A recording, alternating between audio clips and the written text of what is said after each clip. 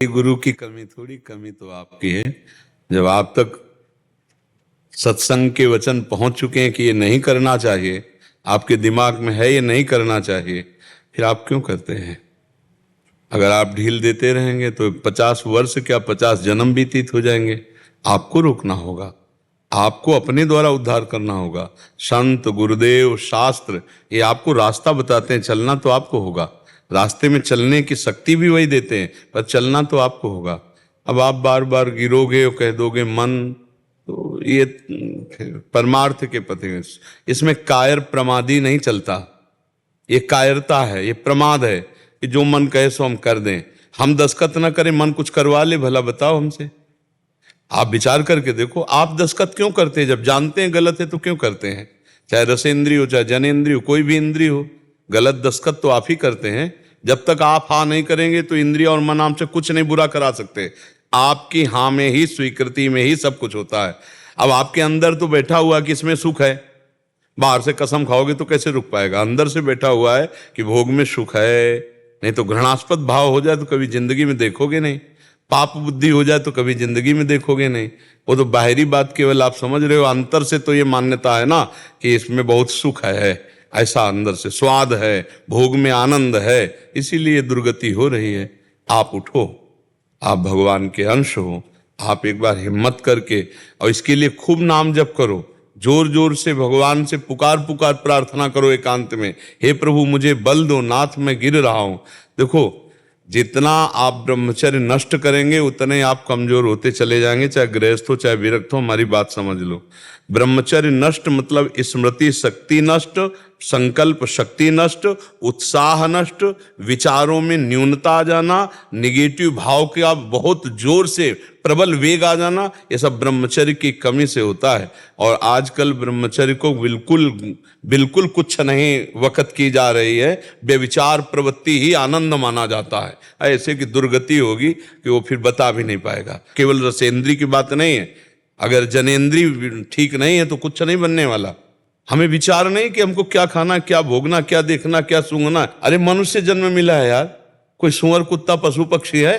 हम जैसा चाहेंगे वैसा मन को चलाएंगे। भगवान के अंश है, भगवान के नाम में अपार सामर्थ्य, पर जहां सामर्थ्य वहां से जुड़े नहीं, वहां से हमारा जुड़ाव नहीं है। जहां असमर्थ है उस शरीर और भोगों से जुड़े, इसीलिए हालत हो रही।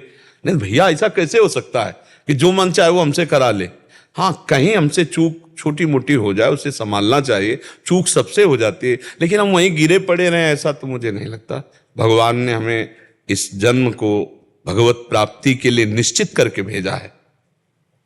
बड़े भाग मानुष तन पावा, शुर दुर्लभ सदग्रंथन गावा, साधन धाम मोक्ष कर द्वारा, पाई न जे परलोक संहारा, सो परत दुख पावई, सिर धुनि धुनि पछताए, काले कर्म ईश्वर मिथ्या दोष लगाए। उठो उठो, जैसे भगवान अर्जुन से कहते हैं, उठ, चढ़ा गांडीव पर प्रत्यंचा, मार इन दुष्टों को, तेरे में बल है, मैं हूं ना तेरे साथ। ऐसे उठो, भगवान नाम जप का बल धारण करो और इन विषयों को परास्त करो और भगवत प्राप्ति कर लो, आवागमन से मुक्त हो जाओ। आप नहीं चाहोगे तो भगवान आपको कोई भगवत प्राप्ति नहीं करा सकता। केवल उपदेश, उपदेश का पालन, तो कृपा बल इसी से चला जाता है। चलना अपने को होगा, ये पक्का बात। कोई कितना भी सिद्ध हो, ये ऐसे नहीं होता ये जाओ हो गए। ये सब नौटंकी नाटक में भले हो कि वो दिखा रहे हैं और तेज निकल रहा है, वो सब नौटंकी नाटक में। सत्यता में आपको लड़ना पड़ेगा अपने मन से, सत्यता में आपको भजन करना पड़ेगा। गंदी बातें सोचना, गंदी बातें देखना, गंदी बातें बोलना, गंदी क्रियाएं करना, इनको छोड़ना पड़ेगा आपको।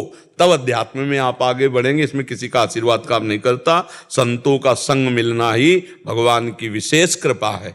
जब द्रवहि दीन दयालु राघो तो साधु संगति पाए। अब इसको अपने में धारण करो तो आपका जीवन बदल जाएगा, और ना धारण करो तो केवल वार्ता मात्र हो गई, लाभ तो मिलेगा नहीं। आपको डटना पड़ेगा। ऐसा कैसे? ये कैसे लोग हैं दूसरे के मांस को खाते हैं और कहते हैं हम पुष्ट हो जाएंगे, हम स्वस्थ हो जाएंगे। अरे अपने कर्म नष्ट कर रहे हो। तुम कोई हिंसक पशु हो क्या? तुम कोई राक्षस हो क्या? रसेंद्री के स्वाद में जीवों की हत्या करके मांस खाना, कैसे नीच प्रवृत्ति जागृत हो जाती है जब कुसंग हो जाता है। अगर हमारा विचार ठीक है, हमारा संयम ठीक है, तो हम नमक रोटी खाकर परास्त कर सकते हैं किसी को। और विचार और संयम ठीक नहीं तो शरीर चाहे भले बना लो, तुम में बल नहीं आने वाला, ना अध्यात्म बल आने वाला है, ना शारीरिक तेज बल आने वाला है। जिनके दिमाग में बैठा हुआ है कि अंडे में खाने से बल बढ़ता है, मांस खाने से बल, भूल जाओ। संयम से रहो, पवित्र भोजन करो। तुम बांध लंगोटा बचा के इंद्री कभी न देखा पर नारी, धर्म के टुकड़े खाकर भैया चढ़ी बदन पर तैयारी।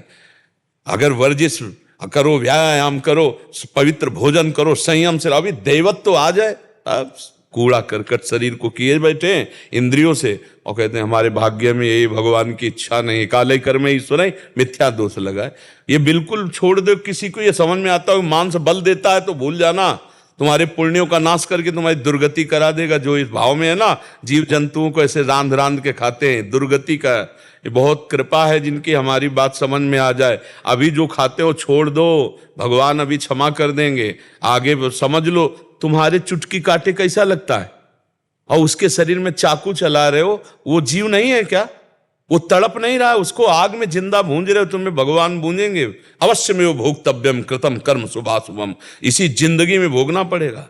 हाँ, ऐसे कैंसर आदि भयानक रोग, ऐसे सड़न वाले लोग, ऐसी मानसिकता सड़न वाली, ये नर्क की जिंदगी होती है। और प्रफुल्लित भगवान के चिंतन में धर्म पूर्वक चल रहे, शरीर स्वस्थ है, कितना देवत्व जीवन है। यही जीवन, नरक और स्वर्ग यही भोग लो, यही देख लो। इसलिए बहुत सावधान, डरवाओ मन को। ये जो हम बातें कह रहे हैं ना, उसको डरवाओ। किसी भी जीव की हत्या मत करो, किसी जीव का मांस मत खाओ, कोई पराई माता बहन की तरफ गंदी दृष्टि मत करो, नाम जप करो, धर्म पूर्वक चलो, गृहस्थी में हो, अपने धर्म की सीमा में रहो, अभी आनंद आ जाएगा। उसमें कोई पाप थोड़ी है। मान लो अपनी पत्नी, अपने पुत्र, अपना परिवार, उसके जो धर्म है, उसके नियम है, उसके अनुसार चलो प्यार से, कोई परेशानी नहीं। अधर्म आचरण नहीं, अधर्म आचरण से कभी किसी को सुख नहीं मिल सकता। ये बात दिमाग में बैठा लो, और ये भूल छोड़ दे कि किसी के आशीर्वाद से हम करेंगे पाप और वो कर देगा आशीर्वाद, हम सुखी हो जाएंगे। ऐसा कोई त्रिभुवन में नहीं है कि पापी को कोई सुखी कर पावे। पाप छोड़ो, धर्म में चलो, सुखी हो जाओगे। जो पूर्व पाप है भगवान नष्ट कर देंगे, प्रारब्ध भोग भोगना पड़ेगा। और खूब नाम जप करके आनंदित हो जाओ। क्यों भाई? हाँ, थोड़ा कड़वी लगेगी, लेकिन कड़वा इंजेक्शन है ये, तभी आपको उठाएगा। अरे उठो, बहादुर हो, भगवान के अंश हो, तुम सब कुछ कर सकते हो, सब कुछ कर सकते हो। जब हम बोल सकते हैं तो गाली क्यों बोले, अच्छी बात बोले। जब हम चल सकते हैं तो गलत मार्ग में क्यों चले, सच्चे मार्ग में चले। सच्चाई से चलोगे भी आनंद आ जाएगा। ठीक है, निराश मत होना, पहली बात है। हमारे जीवन में निराशा नहीं उतरनी चाहिए। 1000 बार हारूंगा फिर भी हम ताल ठोक कर आगे ही बढ़ूंगा, पीछे नहीं हटूंगा। हारना कोई बड़ी बात नहीं है, लेकिन गिर जाना ये बड़ी बात है। गिर के पड़े रहना ये बड़ी बात है। नहीं, ऐसा नहीं होना चाहिए। हम हार गए ठीक है, लेकिन हम प्रयास करेंगे, एक दिन जीत जाएंगे।